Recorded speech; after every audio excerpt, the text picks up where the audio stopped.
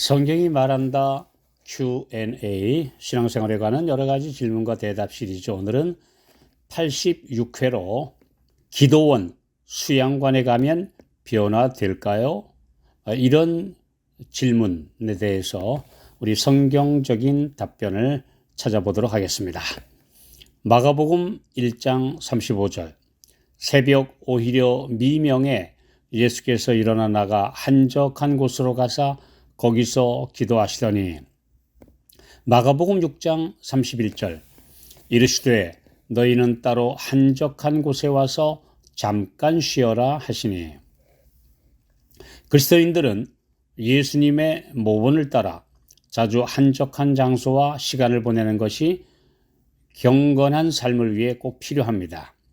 일상의 분주한 삶 속에서는 개인적 영성훈련과 자아 성찰을 하기에 어렵기 때문입니다. 예수님도 요단강에서 침례를 받으신 후 공적인 봉사활동을 시작하시기 전에 광야로 가셔서 40일을 금식하며 기도와 묵상에 전념하셨습니다. 인간이 당하는 모든 시련을 몸소 견디시기 위해 극한의 극기 훈련을 스스로 당하셨습니다. 이처럼 일정 기간 동안 기도와 말씀에 전념하는 것은 매우 유익합니다. 그러나 중세 수도원, 수녀원처럼 평생을 은둔주의로 보내면 거룩한 사람이 된다는 가르침은 성경 어느 곳에서도 찾아볼 수 없습니다. 평생은 아니라도 오랜 기간 동안 그런 세속과 분리된 삶을 살아야 한다는 말씀도 성경에 없습니다. 가톨릭의 이런 제도는 전혀 성경적이지 않습니다. 짧은 기간 동안 기도와 말씀, 또 묵상 등 영성 훈련을 위해 기도원이나 수양관에 가는 것은 꽤 좋을 수도 있습니다만, 그 기간에 품성이 결정적으로 변화되지는 않습니다. 단, 이런 기간과 경험이 영적인 방향의 전환이나 신앙생활의 변화를 위한 전기를 마련하는 기회일 수는 있습니다. 그러나 감정적 흥분이나 카타르시스를 맛보는 군중이 열광하는 기도원의 심령 대부흥에는 예수님이 말씀하신 한적한 곳에서의 쉼과 재충전과는 전혀 다릅니다. 많은 사람들이 그런 대중 집회에 참석해서 큰 은혜를 받고 성령의 능력을 맛보며 완전히 새롭게 되는 중생의 체험을 한 것처럼 느끼지만, 흥분되고 고양된 것도 잠시뿐 다시 일상에 복귀하게 되면 도로 이전처럼 되기 때문입니다. 이런 흥분 상태에서 가진 경험은 실제가 아닌 허상입니다.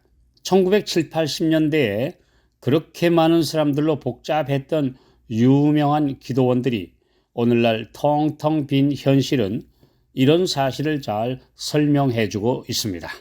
열왕기상 19장 11절 12절, 여호와께서 가라사대 너는 나가서 여호와의 앞에서 산에 섰으라 하시더니, 여호와께서 지나가시는데 여호와의 앞에 크고 강한 바람이 산을 가르고 바위를 부수나 바람 가운데 여호와께서 계시지 아니하며, 바람 후에 지진이 있으나 지진 가운데도 여호와께서 계시지 아니하며, 또 지진 후에 불이 있으나 불 가운데도 여호와께서 계시지 아니하더니 불 후에 세미한 소리가 있는지라. 엘리야가 호렙산에 가서 하나님을 만날 때 이처럼 바람과 지진과 불 가운데 그분은 계시지 않았습니다. 열광한 분위기에 들뜬 바람 속에서도 계시지 않았고, 군중의 함성과 불받아라 하고 외치는 부흥강사의 호령 속에 주님은 임재하지 않으십니다. 그보다는 사람들의 양심에 울리는 감흥, 그리고 마음에 속삭이시는 세미한 음성이 성령께서 영혼들과 대화하시는 통신 방법입니다.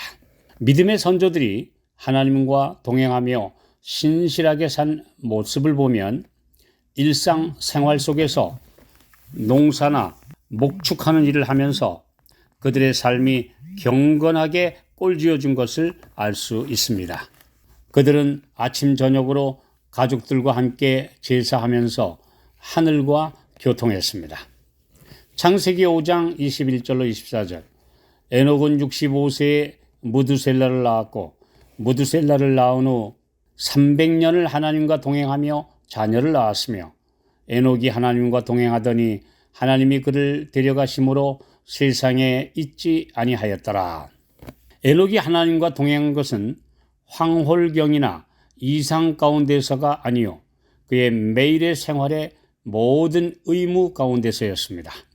세상에서 하나님을 위하여 할 일이 있었던 까닭에 그는 이 세상을 완전히 등진 은둔자가 되지 않았습니다. 가정에서와 사교 생활에서 그는 남편이요 아버지로서 또 친구로서 그리고 사회의 시민으로서 확고부동한 하나님의 종이었습니다. 아모스 3장 3절.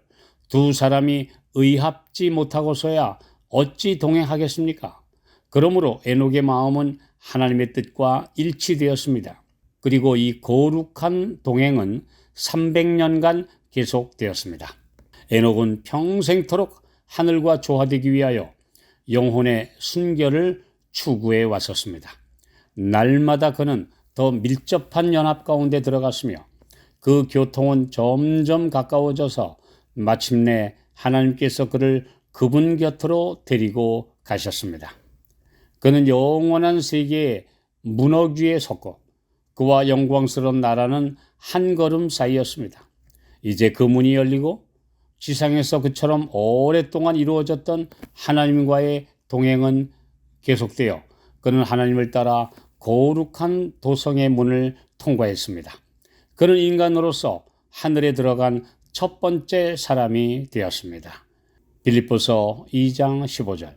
이는 너희가 흠이 없고 순전하여 어그러지고 거스리는 세대 가운데서 하나님의 흠 없는 자녀로 세상에서 그들 가운데 빛들로 나타내며 현대 도시들은 점점 더 타락과 불법으로 죄의 오염이 심화되고 있습니다.